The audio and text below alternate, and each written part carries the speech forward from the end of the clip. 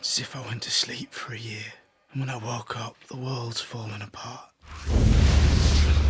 There is tremendous clamor for revenge, especially in the wake of the Red Wedding.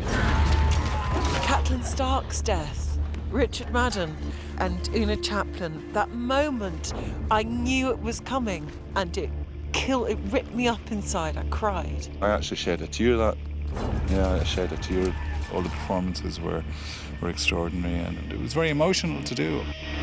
It's sort of, where do you go from there? Some of the most shocking and mind-blowing scenes of the entire series come at the end of this coming season. Some very bloody confrontations. I know how important the Red Wedding is to so many fans of the show and the books, but we pick up the pieces and top it in many ways. This is definitely the most dangerous season for Tyrion. It seems like almost every episode he's in jeopardy of getting his head removed from his shoulders. Tyrion has never been faced with this much public humiliation because he usually has an answer for it. I've talked myself out of 1,000 dark corners, Podrick. I don't think I'm talking my way out of this one. He's usually center stage, and he usually is better at it than the people around him. This time around, he's left as an audience member. I'm guilty of being a dwarf. There's no boundary with her and Tyrion of inflicting emotional damage. She's quite happy to do it. You've always pitied him. Our poor little brother. He'd kill us all if he could. Tyrion and Jaime definitely have a love that Tyrion doesn't have with the other members of his family. And he helped Tyrion a great deal this season. Careful. I'm the last friend you've got. My favourite character is Bronn, Jerome Flynn. I really like Cersei because she's just a fantastic character, and even though everyone hates her, you kind of love to hate her. Jaime Lannister. He's complex. The thing that Nikolai has is this incredible charisma. He was born to play that part. Oberyn Martell is the one wild card. I would describe Oberyn as a deeply passionate person. I think that he's very, very dangerous, but he's also good. I think Oberyn's feelings for the Lannisters go beyond disdain and then to hatred. Why did you come to King's Landing, Prince Oberyn? I was invited to the royal wedding. The Lannisters aren't the only ones who pay their debts. He uses the invitation to the wedding to come and seek out what he really wants, and that is vengeance. Joffrey. Joffrey's a wee prick. Mummy's boy, a bully. He's got nice eyes. I feel like Jack, the actor, has an abundance of redeeming qualities. I feel like Joffrey, the character, less so. He's kind of always sits like squiffy on his chair. He's like always picking it at the handle, and he's like, I am the king! Joffrey, I mean, clearly the last person on Earth you would want to have any kind of power. I broke Stannis on the Blackwater. Pity you weren't there to help, Uncle. My apologies, Your Grace. I was rather busy. Busy getting captured. It's the best fun to play such a hateful or hate-inspiring character. Just to get the reaction out of someone is it's very satisfying. It's nice to, make people hate you. A royal wedding is history. The time has come for us all to contemplate our history. In terms of the challenge of the wedding, it's the entirety of it. It's the totality of a massive scene which takes up about half the episode. It was like shooting a short film in itself, actually. I was shocked by the sheer scale. I really have never seen anything like that in Game of Thrones before. I would find it very hard that I would have a wedding ceremony replicated like that again in my career. It was majestic, it was shimmering, and it just looked pristine.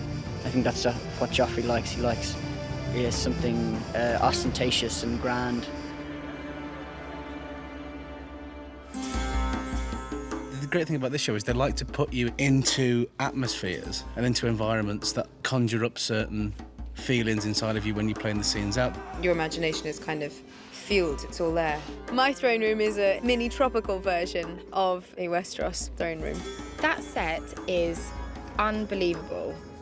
I walked in and was like open-mouthed for a good 10 minutes. Very intimidating. And Amelia's lovely, but you kind of look up at them and it's kind of frightening. She's exploring what kind of a leader she could be. How can I rule 7 kingdoms if I can't control a single city? The cities that Dany has previously liberated are beginning to revolt because it's all well and good going in and cutting the tie and seemingly breaking people free, but if you don't leave them with any kind of a structure or any kind of a commander who shares the same morals and views as the person who liberated them, then it's a free-for-all. They can live in my new world or they can die in their old one. When the dragons were first born, they were adorable little babies and completely devoted to their mother, and they couldn't even eat without her. With each season they grow, and with each season they become a little bit more dangerous. And now they're at the point where they're not babies anymore. They are outgrowing the restrictions that she's placing on them. She's always feared it. I mean, for goodness sake, they're dragons. They've killed her enemies. What's going to stop them from killing anyone? Because they're dragons in a non-dragon world. They're dragons, Khaleesi. They can never be tamed. I think it's kind of a symbol of her losing control of herself and losing control of what she's doing. The thing that I got most excited about is Jon is not the same man from season to season. There's too much that's happened to him, too much that's gone on and that he's had to learn from. We find him in season 4. He's in a very bad place as far as how he feels he treated Ygritte and his honour because of that. Not only breaking his vows to the Night's Watch, but breaking his vows to her. He's in a lose-lose position, really. But he has to make good. You've done nothing wrong. I've done plenty wrong. He's reunited with Sam, which is a good thing, but their relationship's changed. Sam and Jon's relationship this year is as even and equal as it's ever been. There's more confrontation between them this season. Your wildling girl. She's one of the raiders. She's not my girl. Ah, but she was, wasn't she? It's a very different relationship we find themselves in, but still a loving one, still a caring one. And I think without Sam, Jon would crumble. Oh, that's an easy one. It involves prosthetics. No, it's a big man.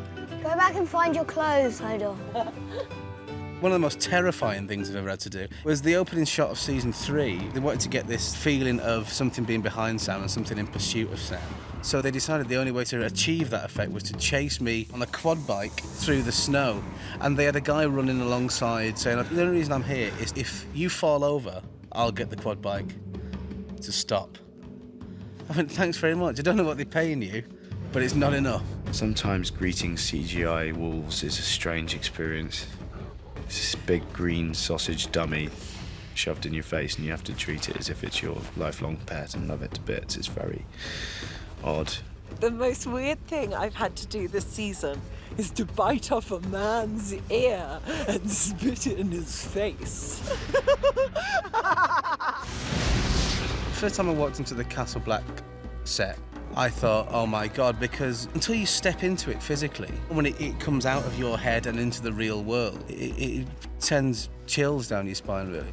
Chopping off Theon Greyjoy's companion was probably quite OMG. When I read that, I was like, whoa, really? Every day on this show is an OMG moment, really, because there's always surprises in it. You're always in a really cool location, or you've got a great prop, or, the set is incredible. The thing that's amazing about the places we shoot is you just don't know what to expect. So you turn up and you're like, wow, this is so much grander than I could have expected or could have ever imagined.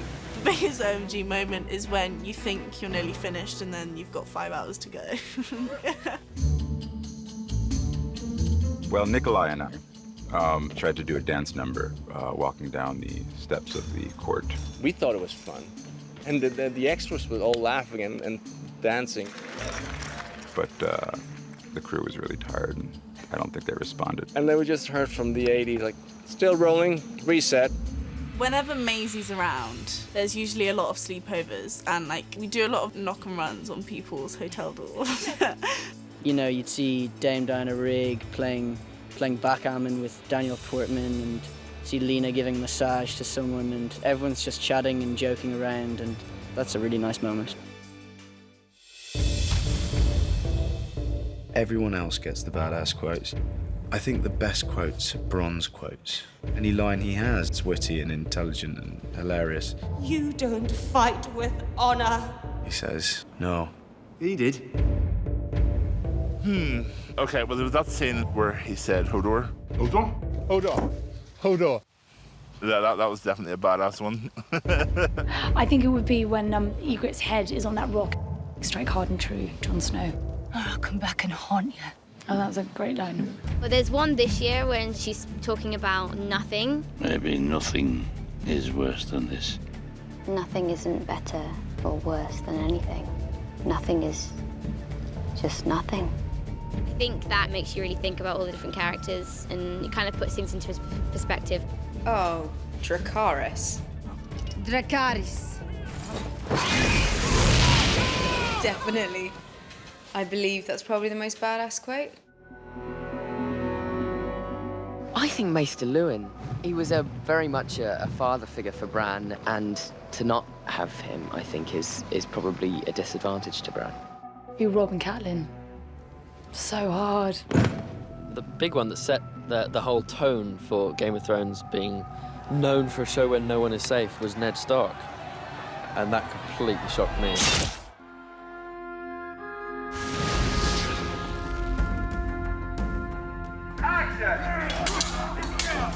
I think as in previous seasons, there's a build. I think what makes this season different is that things really get going much more quickly. It's more thrilling throughout than season 3 was. There's definitely objectively more action, and there are a whole lot of things on the production front that we've never done before. Everyone's kind of now loading the guns, loading their arrows, sharpening their knives, and it's just right. It's not building towards one specific climactic event. There are more climactic events in season 4 than there have ever been before. Every season up until now has been, episode 9 has been the big episode. Season 4 is just very steady.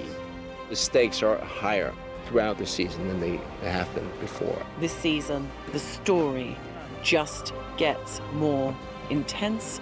Some really juicy mental storylines. And it's just really exciting. The button's pressed and the accelerator is firmly to the floor here. There's a lot of action. The good guys are coming back this year, and that's nice to see.